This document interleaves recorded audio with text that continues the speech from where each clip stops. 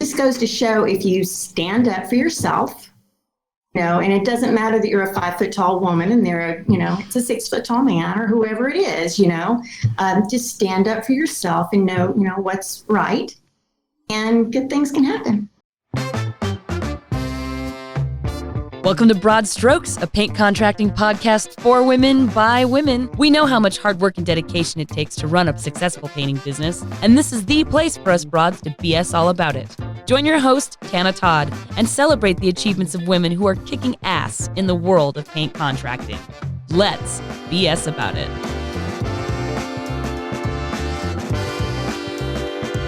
Without any further ado, welcome everybody, ladies and broads of the brush, to the Broad Strokes cast. I'm your host, Tana Todd, coming to you from the IMA Media Studio in Denver, Colorado. Today, I have the pleasure of BSing with a Cindy Howard, all the way from Stafford, Texas. She has been a badass broad of the brush since 1998, operating her very own business, and I don't want to take all that thunder from her. So why don't you tell us real quick the name of your business, what you do, and what you had for breakfast? Well, the name of our business is Decorative and Faux Finishes, and I'm in a partnership with Deanna DeBuck, and we love what we do. And I had a 6-shot latte. You had a 6-shot latte for breakfast. If that doesn't get you rip-roaring ready to go, I don't know what else will. Most of those things are illegal at that point. Yeah, the Hubs makes them for me every day. He knows, if he wants a happy wife, better have 6 shots. 6 shots. Shots. Everybody. We're going to add that to the Spotify list as well. To go with them 6 shots of espresso you had this morning and the no shots of espresso I had today, I did have my pick-me-up from your playlist songs that I asked you about yesterday. For those just tuning in, we are building, let me start that over real quick. This will be a good edit for Alfonso. So this morning, along with my no shots of espresso, because I went to the gym and stayed too long, I did get a little pumped up, though, on a couple of songs that Cindy recommended that gets her pumped up for her day-to-day in and outs. And one of those songs was Aretha Franklin's R-E-S-P-E-C-T, Respect. I am an old soul. I grew up on the rhythm and blues. My father was a blues radio DJ for 26 years, and I grew up thumping Aretha since I was old enough to remember the lyrics. So thank you for that, for getting me pumped up this morning. We will make sure that we include Aretha and Pink and Queen for sure, and some B-52s, like you suggested, in our Spotify playlist for season 1. And you all out there can check out what gets her motor running in the morning. So, again, welcome to Broad Strokes. I believe that today I would like to touch on the theme of respect. Was a wonderful segue into a conversation we had the other day that I would love to elaborate on for our listeners. And what we talk about, in this cast is a lot to do with gender and running businesses and managing ourselves and our lives and our teams with that kind of experience, under our belts and behind our eyes. And yesterday you brought up a couple of really great stories about how you managed to successfully communicate, reach, and work positively with clients and team members with respect to respect. So why don't you go ahead and relive a little story we had about a contractor that you have worked with and now continue to work with, where the start of that conversation didn't necessarily go the way you'd planned. No, not at all. As a matter of fact, we knew he was a strong individual, and it never occurred to us that he would blame us, for something on the job that was not our fault. So to start with, this was a big job. This was the biggest job that we'd ever done. This was a long time ago, and we were on multiple layers of scaffolding, and we protected the floor real well, and we knew to be very careful. And one of the other trades had told us that before we got there, that the appliances had been stolen from the house, during the new construction. And so they'd already been replaced, and we came in and we were doing our job. Well, the builder, not realizing that we already knew, tried to blame us for the scratches on the floor where the appliances had been drug out, saying it was our scaffolding that must have done it. Oh.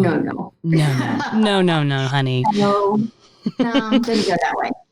Mm-mm. So anyway, I had to very strongly let him know, respectfully and strongly, that that was not our fault. We knew it was already there, that and why it was there. And he took it pretty well. As a matter of fact, he took it so well, we kept working together. And as we kept working together, our relationship grew and the respect grew. He would start giving us a budget on his new homes, $20,000, $30,000. Y'all do just something pretty, make sure it looks great, so to help us sell the house, because they did very high-end specs. So this goes to show, if you stand up for yourself, and it doesn't matter that you're a 5-foot tall woman and it's a 6-foot tall man or whoever it is, just stand up for yourself and know what's right, and good things can happen. Right. I know for me, I'm a bit of a firebrand myself, and being, not having the experience of owning my own business or necessarily working with people in this industry. I have had the experience of in the military trying to participate and work with fellow leadership, my peers and superiors. And, you might have heard such things as the military doesn't really always respect a woman, regardless of how well she does on paper, or the fact that it is intended to be a meritocracy, right, when it comes to promotions. And, I'm still learning and practicing in my life ways to receive a shutdown or an accusation or a doubt, the hater space, the haterade drinkers out there that kind of write us off, write women off. And it's difficult to parse that attitude from perceptions of gender. And so my gut reaction to something like that is so visceral, and I get, I'm moving through those things in my life, but I get kind of that immediate shock value, that kind of slap in the face, like, excuse me, what did you just say? And I just want to pop off of the mouth, which is something that I think in time everybody can work on. So I'm just curious, how did you develop that kind of grace? Did you have a mentor you worked with, or just over the time working with tons of people? How did that situation become so positive for you when, for a lot of us, including myself, the reaction would not have been as polite or firm? Well, it's several things, actually, and some things that you don't know about me, but I'm an Air Force brat. Hey, yeah. So I was raised pretty much all over the world and until middle school. And when you live that kind of life and you've got 9 months here, 9 months there, a couple of years there, you learn how to deal with people, maybe more so than people that have been in the same town their whole life. So I think that helped. But also my dad was not in favor of me joining the military, which I wanted to. And he felt it was because the women didn't get the respect that they deserved. Right. So he's not wrong. Gave me insight, but it also made me feel like, wait a minute, you don't think I'm strong enough to handle wait a minute. But anyway, so I gave in at the time, and we had the discussion, like my dad just passed last year. So we had discussions throughout life, about, oh, that would have been, good, but maybe not. You never know. So that's one reason, I think. Another is because my son that has autism, he's 29 now. And when you have someone in your family with special needs, I think you're given gifts, and not just them as a gift, because they are, but I was given the gift of patience by learning to be patient and listening to people's hearts. And because you can't just listen to their words because they're not able to say what it is. So you have to get to people at another level. Right. So respect goes beyond words, just like love goes beyond words. There's certain feelings, it just goes beyond what's being said. So I think people feel each other's energy, and if we have respect for someone, they can feel it, and vice versa. So those are experiences in my life that help me be calm and patient. That's wonderful. That's a very, very an interesting perspective. I don't have any kids, and there were no special needs individuals in my family where I would have that experience, but I can see how incredibly valuable that would be, listening and hearing with your whole heart. And, no matter how sharp and pointed some of these comments can be, there's a perception that in their mind is real, right? And sometimes it can feel exhausting and like a waste of your time to be graceful in those spaces and work with that individual's preconceived notions. And sometimes working with that means maybe not assuming that it's a preconceived notion at all.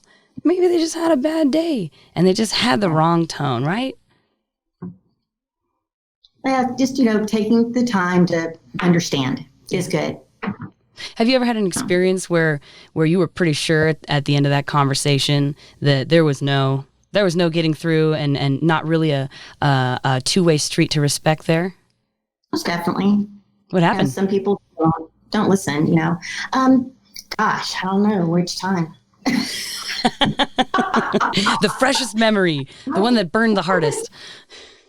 Okay, so I think there are different people in life, and not everybody's happy-go-lucky, whatever. There are the misogynists, there are the narcissists, there are the people that, and some of them don't even realize some of the things that they're doing. They're trying to get to their goal, and if their goal is to make them feel good, is to make someone else feel bad or to make them feel lesser, and certainly, there's people out there that have, given me the sweetie and the honey and the, things like that. And I'm not real good at that, taking that part. I might call them darling. Ooh, right back. So, give them a little medicine back. Yeah. So that's certainly not everybody, but every now and then you run across that kind of person, and you have to judge what to do. You have to judge, check yourself. Yeah. Let me try to think of a situation. And that's all good. We can take time. Yeah.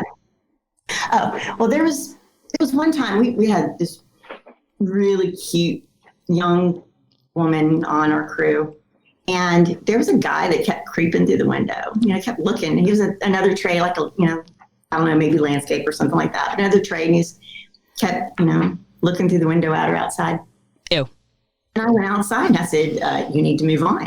And he didn't move on.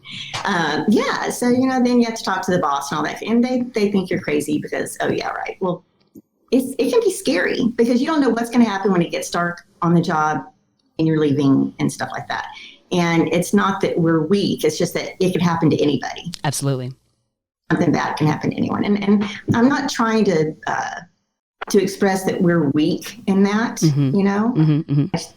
Everybody has to be careful. Yeah. And I watch out for my people. And I watch out for my guys and my girls, not just my girls.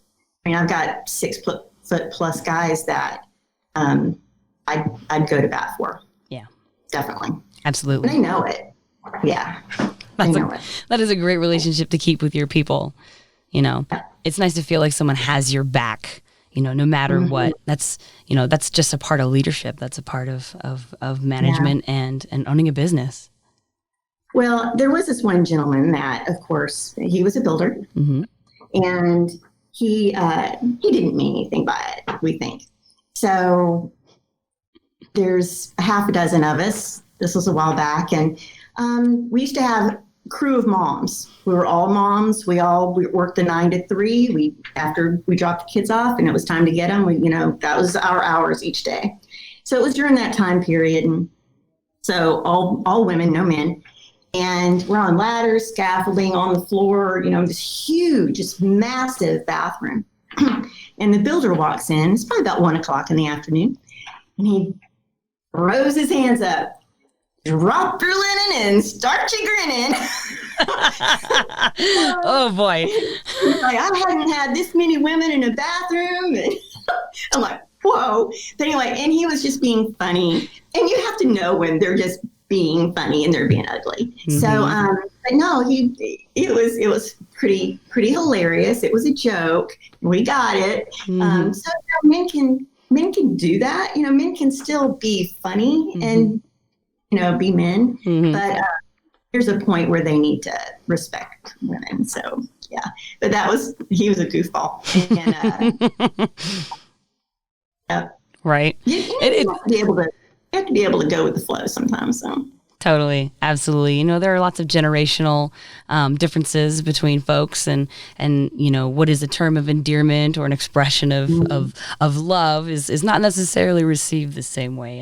And while in 2020, there are a lot of hot button issues related to identities and experiences and whether we can or cannot thrive in any given industry, it's important to remind ourselves too that human beings are human and a sense of humor might not strike you the same way. So, I've been practicing this method too. When I receive something the wrong way, maybe I'm in the wrong headspace, or I didn't take that quip as funny as I am. And I consider myself a woman with a sense of humor too. Like it's a pretty wide space to operate in. And so I stop and go, what do you mean by that? And right. Yeah. And it usually works really well because it clears up any confusion immediately. And one thing you can do is kind of read the warmth in a face, right? We've all been cut down before tons and tons of times and not everything that is said with that level of enthusiasm is meant to hurt. But the hope is that, we all, including those with some maybe dated beliefs about how women, the potential of woman and the purpose and place of a woman can also self-recognize and go, okay, maybe I shouldn't call her sweetie. Maybe. I mean, if you had a nickel for every time somebody used a word like that for you, I'm sure you could buy a brand new trailer for your business. Ooh, that'd be nice. Wouldn't it? To buy the trailer, not the sweeties. Right. Yeah. Next time somebody says something, just say, that'll be 5 cents. Pay up. Yep. Put it in there. My trailer box. Right. I can have a cuss box, have a trailer box. Right. Yeah. Sometimes, like you were saying, to be able to look at them and see the warmth and understand where they're coming from, like on social media. Oh, yeah. That could be tough. Yeah. Social media is really hard. Yeah. Right? No context out there. I like to try to punctuate everything I put in social media with a smiley face or write in very clear and defined English. And the language of the internet is amorphous and it's changing constantly, right? So it's hard to always know what somebody means. So in order to be clear, it's best to err on the reserve side, at least as an individual. And just ask the question. Maybe. Yeah, social media can be a real shark tank for people in the industry because there's the boldness of being behind a keyboard and you don't have to face somebody. I'm sure you've had more than your fair share of those experiences as well. Well, sure. I mean, there's been times definitely being, talked down. Well, especially being in the profession that we're in, there's a lot of men that, think that possibly women don't belong in the profession or that they can't handle it, which, is totally not true. But there again, we do mostly decorative painting. Right. And decorative painting a long time ago was all men. Right. Hello, and Michelangelo. Yeah. But, Venetian plaster and whatever. And so more women got into it. Well, in the U.S., in other countries, there's more men and women in some areas. So, but we have learned so much. I mean, we've had to do a lot of experimentation and training and things to get to the level we are, which we love what we do. I mean, not a little, really a lot. Love it a lot. And I can't think of anything else that I could do that would make me happy and on a day-to-day basis as a job. And not only that, being the breadwinner in the family, I have to do something every day. So that I love what I do, I think that's a beautiful thing, because not everyone has that. Right. So, yeah. You can't let somebody steal your joy from the thing that fills your cup, right? Yeah. Sometimes it's hard. I remember the old days, my head hanging low, feeling like, oh, nobody respects me, nobody likes me. And, those were tough times. Those were tough times. But digging deep and reminding yourself of why you do the thing that you do, I'm sure is one way to overcome those low points and some of those negative opinions out there.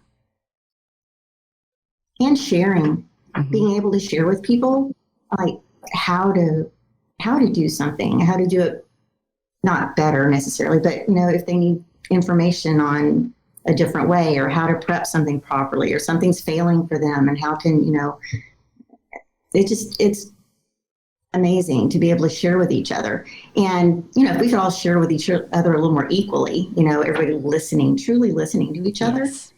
Because I don't believe there's women painters and men painters. I think there's painters. Mm-hmm.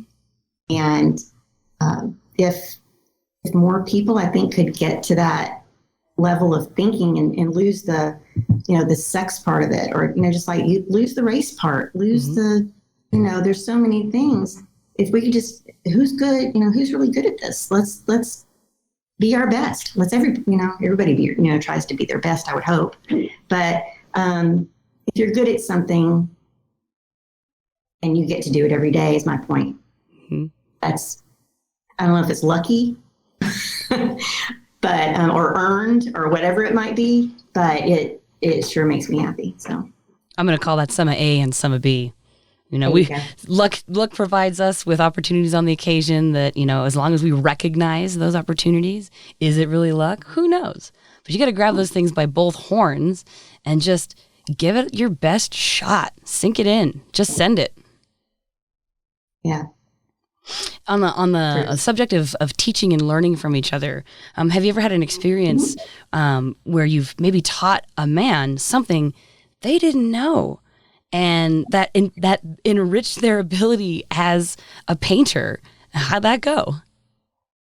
Oh, definitely, because, being the boss, I have men on my crew, and like I've practically raised one of my guys. He started when he was 21 and he's like 34 now. A baby. And he it's so great because I know I can send him in there to do anything that I've trained him to do. And,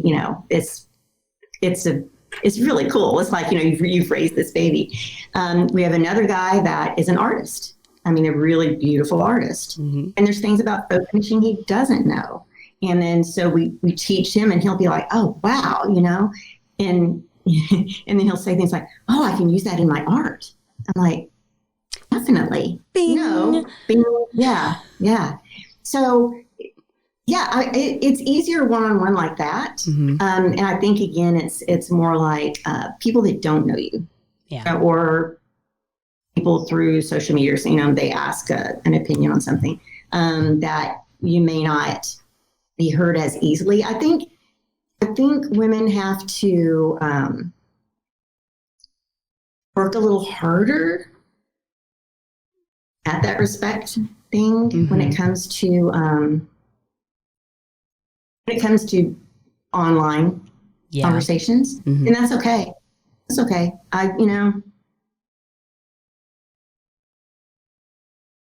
think that people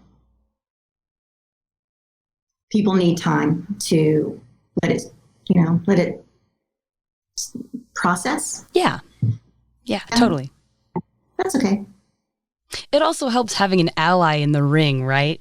Sometimes when I feel like I can't reach somebody, whatever it is, whatever point I'm trying to make, and Again, I will not say that I'm the most graceful when it comes to hot button issues, but having somebody else there that knows your experience, knows you, who's willing to step in and say, look, hey, she has a very valuable opinion on this matter. And, I've benefited personally from the X, Y, or Z thing that she taught me. I always seek to surround myself with people who are mutually supportive and who you can sometimes rely on and then mutually rely on each other to kind of, provide that extra hand of credibility that says, no, really, you should listen. Well, also, I believe in connecting people to other people and businesses to other businesses and all that. I think networking is huge. So huge. And yeah, really. So if you can, take down any walls, any barriers, excuse me, I have paint all over me. If you can take down any walls or barriers that would disallow you from accepting that information, you're better for it. Yeah. So being more open is great. That's a step in the right direction right there. Just listening, being able to, even if you don't agree with what someone says, it's okay. Then as long as you've listened, then that's half the battle. Just getting that step up. Right. Turning those listening ears on. This reminds me of another experience that I found, and in my education as a sociologist, we talk about how relationships are built and destroyed, and how culture affects the lines of support that you would normally expect to just be there, right? And I've found in my life that sometimes my fellow woman is the hardest person to reach and to work with, or, it's that you could call this a dog eat dog mentality. And that certainly was something I experienced in my time in the military and in the occasional workspace. Have you ever felt that is a thing that happens for you? Most definitely. I think there's sometimes a little jealousy or people that don't want to share, because if they've shared with you, then they can't be better than you. And did I say that right? If they haven't shared with you, they can still be better than you. Maybe that's a good way of putting it. But sharing with people is growing. It's not just helping them. It helps you. I mean, what a great feeling to help people grow and everything. I mean, okay, so we live outside of Houston. Yep. Millions of people, right? Our network of decorative painters in Houston is amazing. We love each other. And, we throw each other jobs. We ask each other, if someone wants to, we have this really, huge job going on, you have any time you want to come over and, work, or just different, or how would you do this, send a picture? How would you, do this kind of finish? And we answer each other, and we keep the lines open and build each other up. Because you know what? It's not just about building a person. It's building up your industry. Yes. Because if your industry is lacking, okay, how can it gain respect? Because this isn't just about a person. It's about our whole business. How could it possibly be as good as it could be? There's no way if we don't share, and if we're not constantly learning and growing.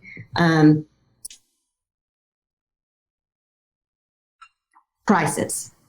If you are trying to lowball all the time, okay, there's no way you're going to be able to use the products or get the help to make the jobs happen. Right. There again, you need some kind of an idea as to what you really should be charging to get that done. Well, that's where people need to be able to talk to each other, right? Right. Okay. So if you're just out there for the almighty dollar, it's not going to be as beneficial to you as you think it would be, I believe.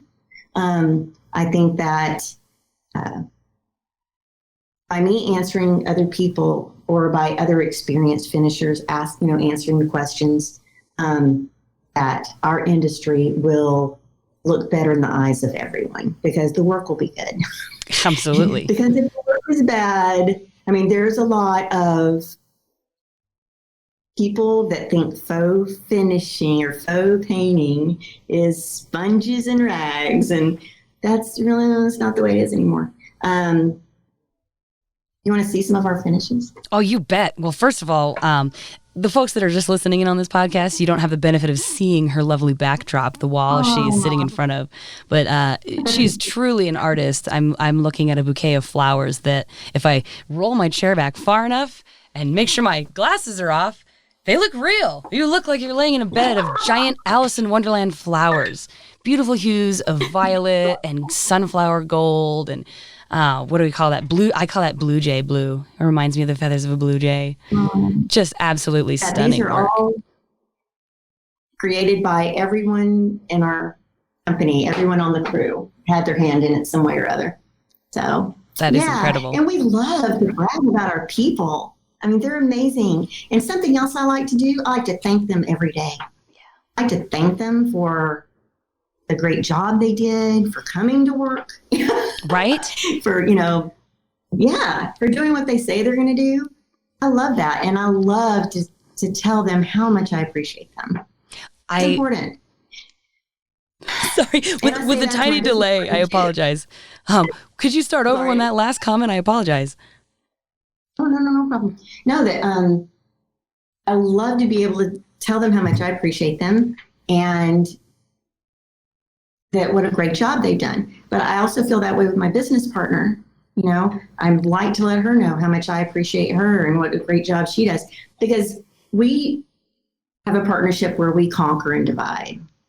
I don't do paperwork. Excellent. Not my jam. All right. So she does the designer visits, the paperwork and all that kind of stuff. I do the art. I lead the artwork, the crews, and make sure the jobs happen and our clients are happy. We have a beautiful system. So, and I like, and it didn't happen overnight.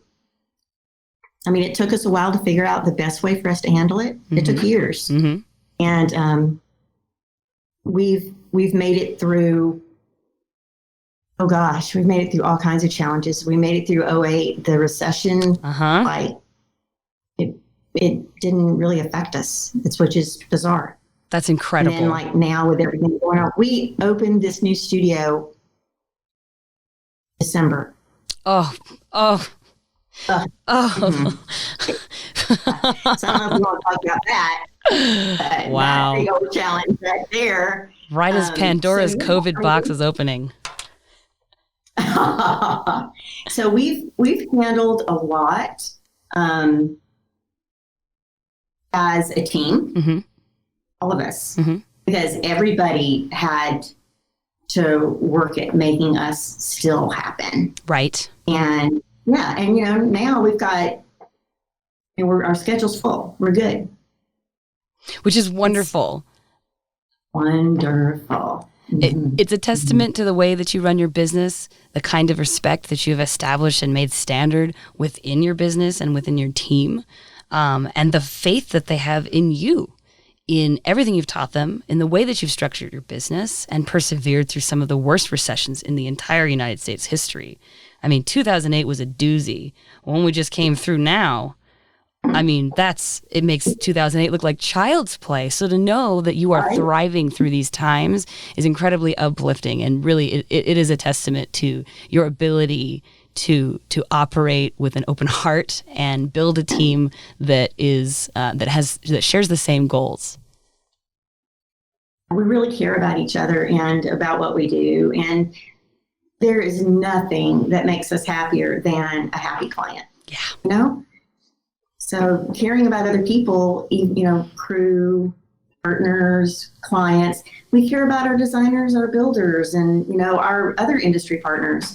We keep in touch with all of them. We have, get-togethers. We have designer days where we invite designers to come over and, nibble on stuff, look at our boards, make their own vision boards and things like that for their clients. And we try to make it not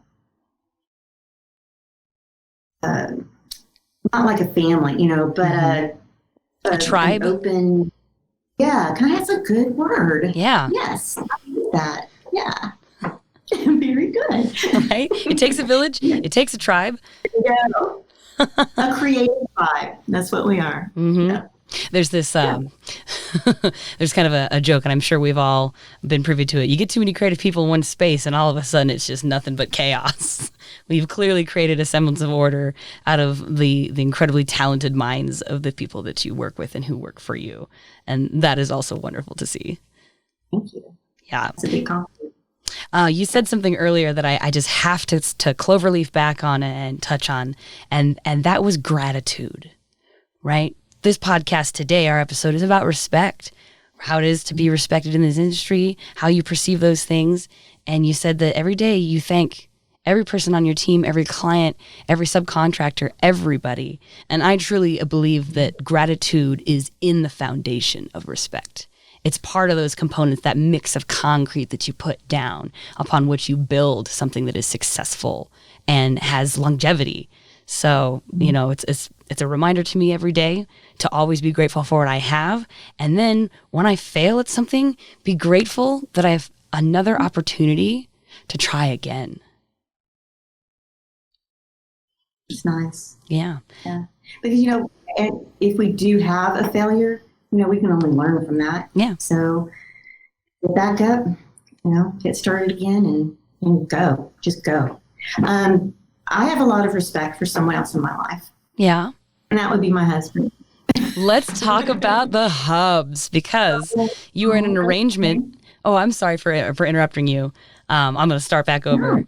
So let's talk about the hubs and the way you've built your life and structured things in, of course, a non-traditional way. That sounds even better than it is. My husband was in the IT consulting arena with Fortune 500 businesses. So that's what was going on earlier in our marriage. And back in 2005, his mother discovered she had cancer. So we brought her down from Ohio and moved her in with us. And she was having to go to all kinds of treatments and appointments. And so my husband took care of her. And I was still, you know, working, you know, with our company here. And we were successful, and we were, you know, everything was going great. So by him quitting his job to take care of her, and we kept growing, we decided that by him taking this time off, we could handle it. So after that, being in IT and all that, in the consulting arena, being out for about a year, there wasn't really anything for him to jump back into. Well, and then not long after that, it was the 2008 recession. So kick them while they're down. So by Dana and I, you know, having the company going really well, we decided that, you know, Jeff is the main caregiver, because in 2009, our son with autism graduated from high school. So then, yay! Right. But then he became his caregiver, because in autism, there's a really gray area. Mm-hmm.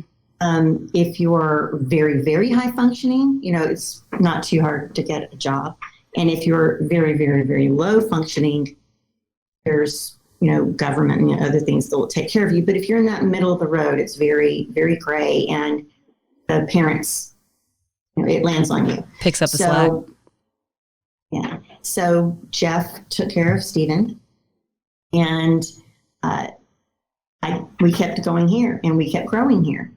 And so the only way that could have happened is because Jeff stepped up as a caregiver, a non-traditional role. And he's not just a caregiver.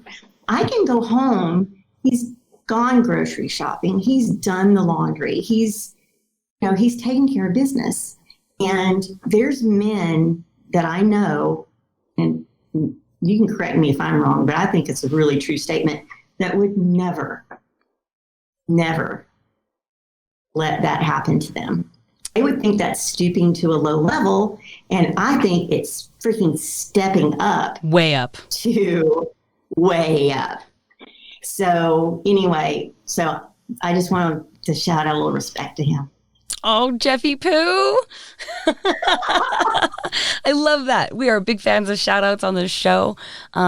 And shout out to you, Jeff, from inside my podcast booth. I have mad respect for you for taking care of business and taking it up a whole notch, taking that stress off of Cindy's plate and for being there for your son.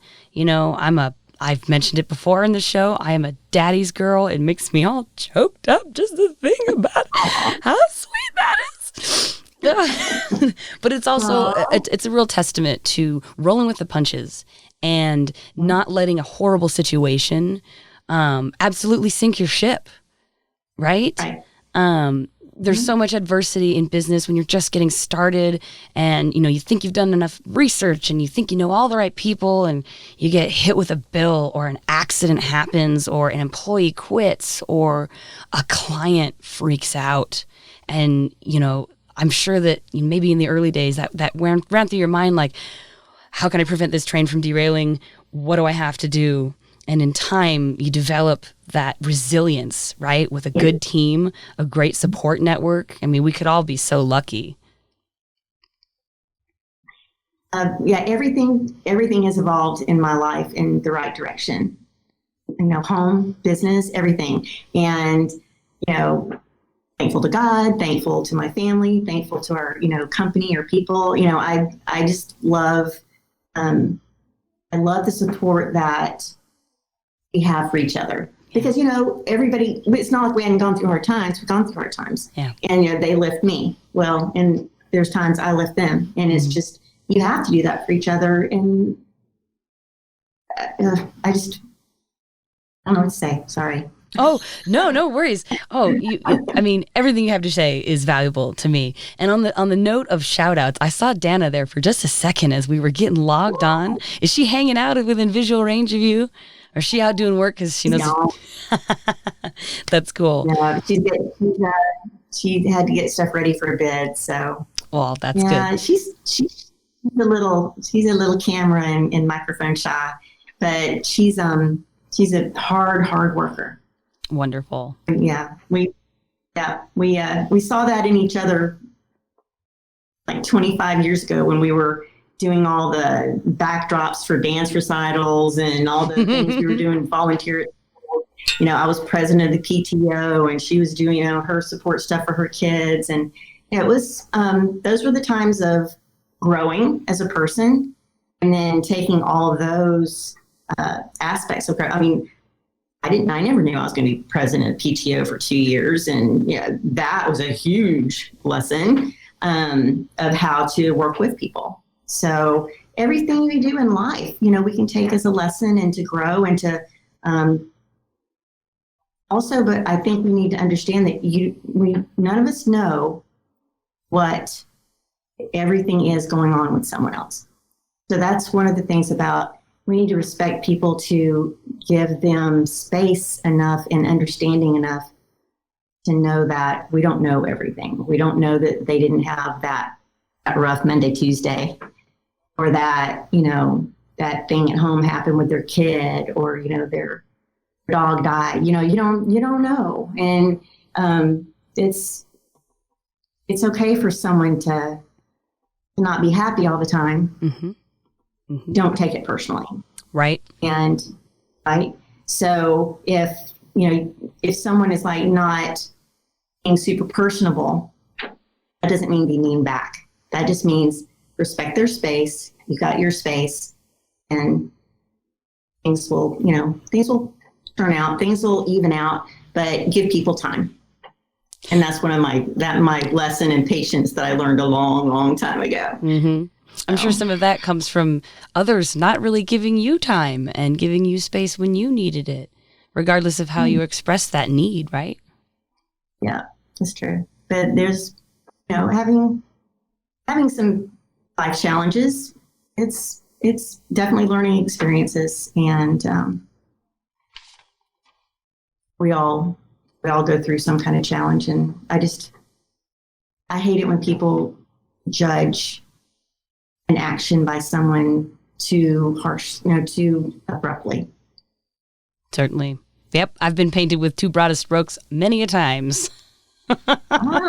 You see, we've tied the whole thing back to the title of the show. Yeah. It hurts in the beginning when you don't know how to take that. You don't know how to, you find out through the grapevine that somebody, doesn't believe in your ability to show up for the team, right? And, there's still little parts of me that are like, you know what? Fuck you. And I just want to write them off and say, you know what? You don't like me. I don't like you. We're not working together. But it never accomplishes the task at hand. And especially when running a business or working in teams and learning something and serving somebody else, right. You can't do that. You can't cut somebody off just because that one time they rubbed you the wrong way. It's part of being graceful and, like you said, patient. I admire your patience. Well, and it might have been because they had the bad day that they were treating you. And so that's what I was saying. Don't take things so to heart. Right. Every time. So just ask him. It's helped me get through. Yeah, it's good. I'm glad. So everybody could learn a lesson in patience. It's one of those virtues that I think we all like to believe we're doing a great job of until we're not. And you know what else too? Something you mentioned. You said it's okay to ask for respect in clear and present terms. How did you learn that lesson? Absolutely.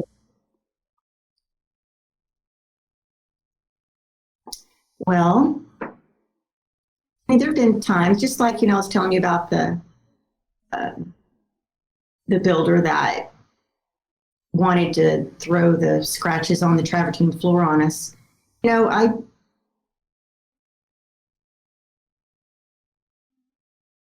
Demanding respect is maybe not the way to put it. Asking for respect, I'm not sure. It's somewhere in between, Mm-hmm.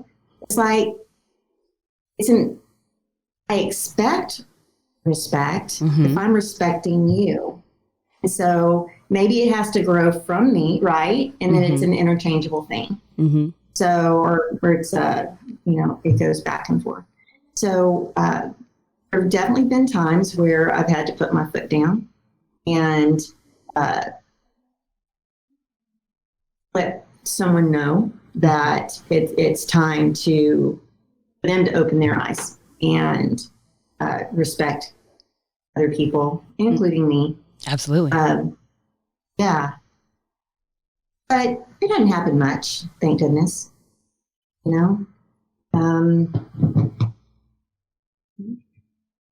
one of those proof is in the pudding things. Like, I have a lot of respect for somebody who can, put their money where their mouth is and put their product where their mouth is, right? And I do believe, and I agree with you, sometimes women have to work harder to show those things, spend the extra time and sort of, kind of force somebody, no, see me. And we don't have to do that with the wrong attitude or with that demanding hand, but there are ways to set boundaries even that says, okay, I'm requesting respect by setting this boundary with you. I'm sure you agree. Absolutely. Absolutely. Because if you're not getting it, it's not because of you. Mm-hmm. Mm-hmm. It's because of them. And sometimes you can't change their attitude or their, whatever. But I'm trying to think of some specific times that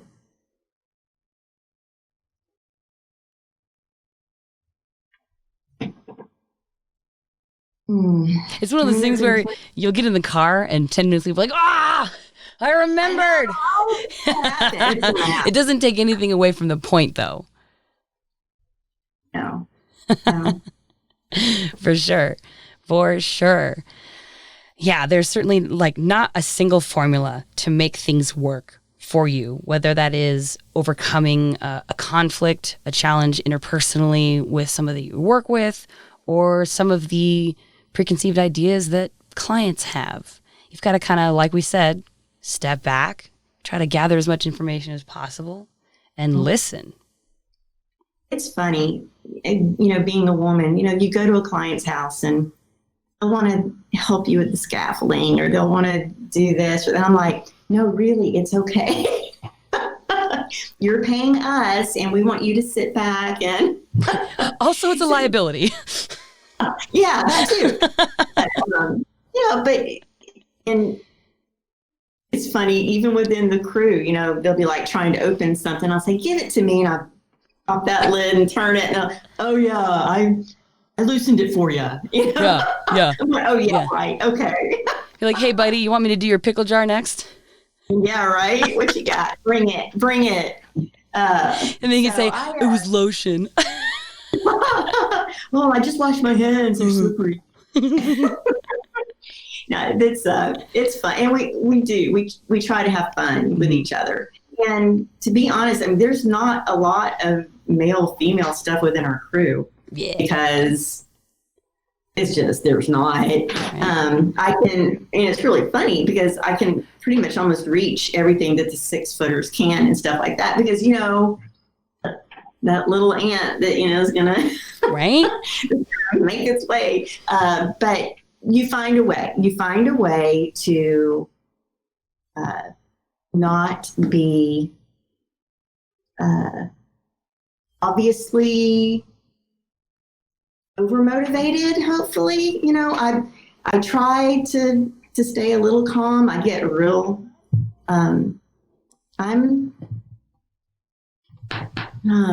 if I was 6 foot tall and on a football field, watch out. You know what I mean? I'm very, I want to win and I want to do my best. And if somebody ever challenges me or dares me, I want to try to follow through, I do love a good challenge though. Oh, yeah. I love a good challenge. Mm-hmm. So if, we ever have anything, you can't reach that. Oh, damn, Bill, better play. I'm going to get up there and reach it. Watch me. Go gadget legs. There you go. Anyway, you'll never make that color right. Oh, yeah, I will. It's like, I love a good challenge. And I don't care, male, female, whatever, if it's if it's another finisher, if it's another trade or whatever like that. It's always fun to have some camaraderie between all of us, as long as we don't do it, ugly, right. Right. It's okay to, play around and challenge each other. Like, come on, when are you going to be done with that, and just laugh at each other. There was one time, so there were some electricians out in the hallway just making a huge racket, huge. And one of the other guys and myself were in there doing a mural and trying to tree, like little limbs and leaves and animals, and they're making all that racket. So I yell out in the hallway, hey, how can you expect us to be creative? And they're like, oh my God, I'm sorry. I'm like, oh, just kidding. Just playing. I'm just needling you. So, just trying to find ways to be light with each other and make every day fun. Right. If it's not fun, do you even want to do it anymore? Yeah, I don't want to do something I don't want to do. I'm not good at that. Right. I don't play soccer because I'm really bad at it. So I just don't play it. I spend my time talking into a microphone instead. Love that. Hey, you do it well too. Oh, thank you. I'm very fortunate. I've stood on the shoulders of giants. One of those giants is Nick May while we're doing shout-outs here. You know him as the Business Brush host and the Pied Piper of paint. I'm going to start calling him that. He's not in the office right now to hear me call him that. But eventually he's going to hear this. And that's just, we're going to change all the branding, Pied Piper Paint. We're going to get a whole new YouTube channel. I'm just kidding. But he's a wonderful source of learning, and he runs an incredible podcast that is designed to elevate the trade. And like you said earlier, we got to work together. Right. And this industry, in the mind of many, I don't know how many, but there might be this idea that the painting trade and the interior home improvement trade, outside of just interior decorating, which of course is very highbrow, and don't get mad, Shay's Lounge, we're sort of, you guys get all the credit. But when it comes to elevating the trade, it's not just, your individual self going out and trying to make your business the best it can be. It's relying on the experience and knowledge of others to help you come up in that space. I'm sure you do plenty of that, like you said. It's a whole team effort. It's every. Sometimes we have the builder, designer, us. We have some straight painters. We have, the floor people, the tile, whatever. We're a team. You're making this happen. You're making this beautiful thing happen together, and you all have to flow. It's a dance, and so I would never want to not be getting along with someone in the same environment, in the same home that I'm working in. Right. Because if we're against each other, there's no way this could be as good, right? Yeah.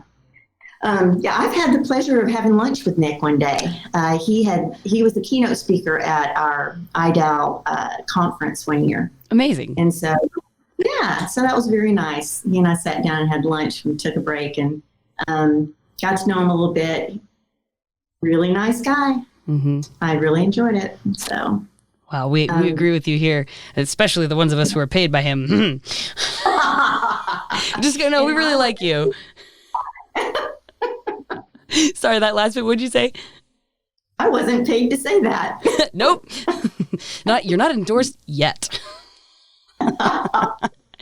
Well, I got one or two wrap-up questions for you today. We've had a lovely conversation, a storytelling BS with you.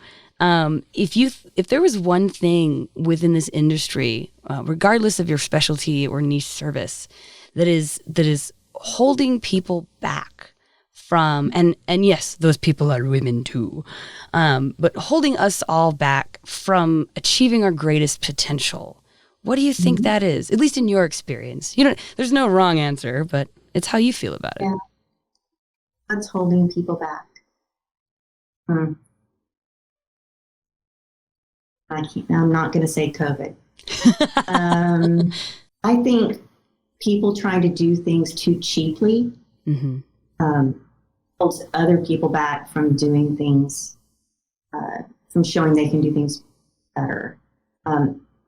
I got mentioned before about when people lowball. If that keeps going on, and people take that lowball, they hate the whole industry. And the homeowner or whoever. Yeah. If a painter has come into their home and done a bad job, I hate painters. Yeah. Or if someone came in and did a bad glaze job on kitchen cabinets, or if someone did a bad Venetian plaster job, they're going to think the industry's crap. So why not elevate? Why not learn more? Why not use the really good products, So, and if everyone could be of that mindset, well, not everyone. Okay. Who your client is. I've said this before. Yeah. Who your client is. If you have the value client, then that's your course. Okay. If you want to hit the midstream people, the middle of the road, then that's your course. But if you want to hit the high end, you have to play that game. You have to run your business that way, use the right tools, use the right products, learn the right things to do, and be able to get along with designers and clients that you normally wouldn't hobnob with. You normally wouldn't go out and have a cup of coffee or something with sometimes, If you're in that lane and you want to make that kind of money, then you patient and are strong, because you have to give your prices, figure out everything you're going to do your samples, whatever, after you get your deposit. But at the beginning, when you're giving your prices, you have to stand back and let them process. And then when they want to talk you down, be strong. Know that this is the kind of quality of work you're going to have. That's what you're paying for. You're paying for us, our team that is experienced and respectful and insured. Yeah. Yeah. Yeah. And we're going to take good care of you. Mm-hmm. Not only do we take good care of you now, in the future, if something happens, we give you a full touch-up kit, and what you do is call us, and we'll come take care of you. We don't walk out the door and you never see us again. We're around. We've been around 23 years. So anyway, that's how you can treat a high-end client with, in a way, respect, knowing that you're saying these things to them, knowing they're able to take that in and process it. Mm-hmm. So hopefully you get the job. Right. And a lot of times we do, and I'm happy about that.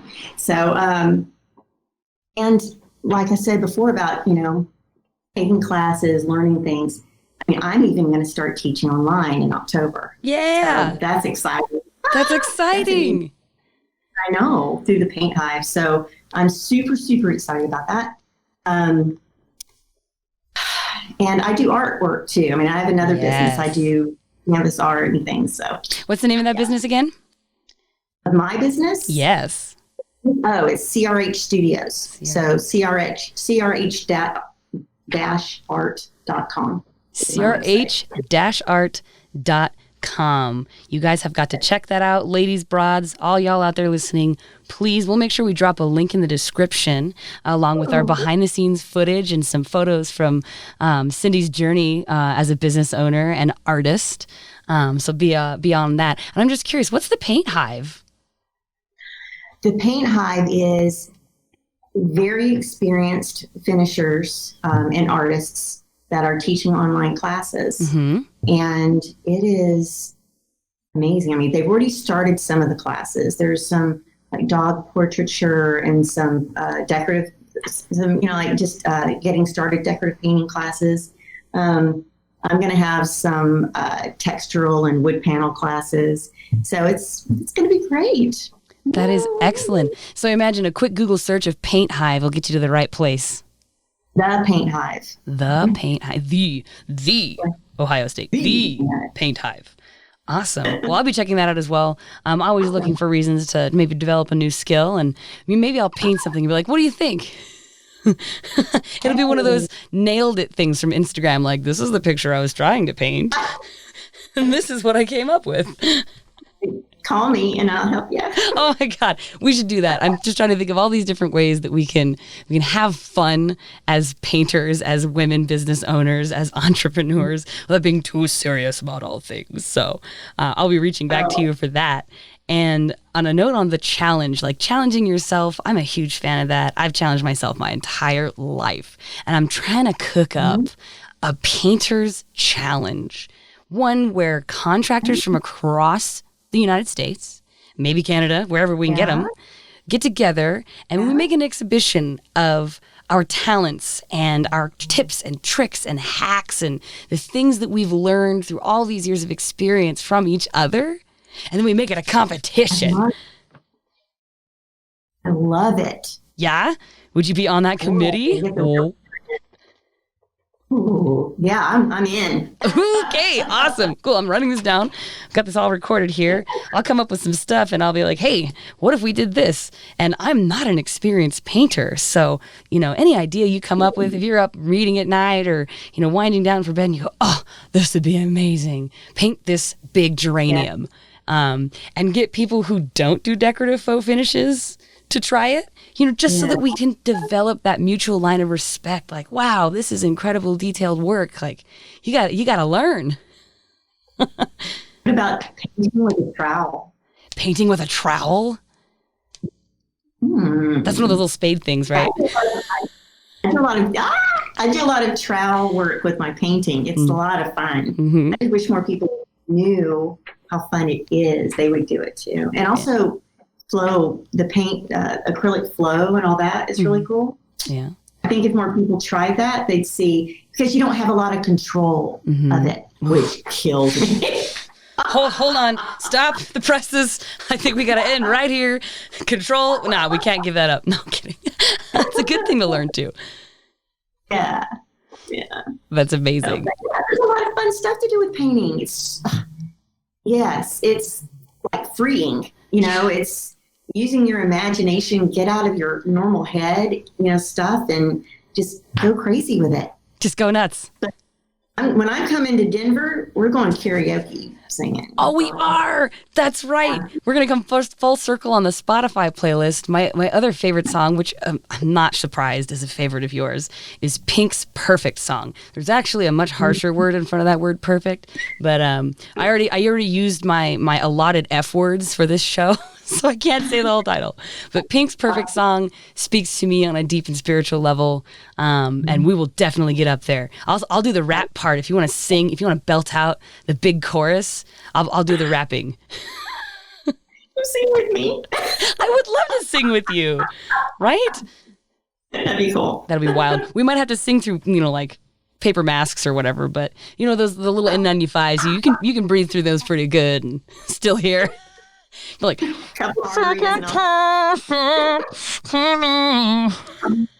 oh, sing. That'd be so good. Oh my gosh. Well, I have been delighted to BS with you for a whole hour today, Cindy. You are a charm. You are talented. You are fierce. You are a bad-ass broad. And it's been an honor. Thank you. Thank you, Tana. I appreciate it.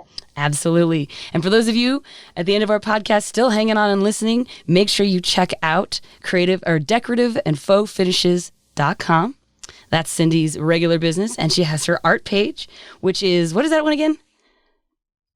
CRH-ART.com. You got it. Oh, beautiful. Nice punctuation for the radio waves. Thank you again.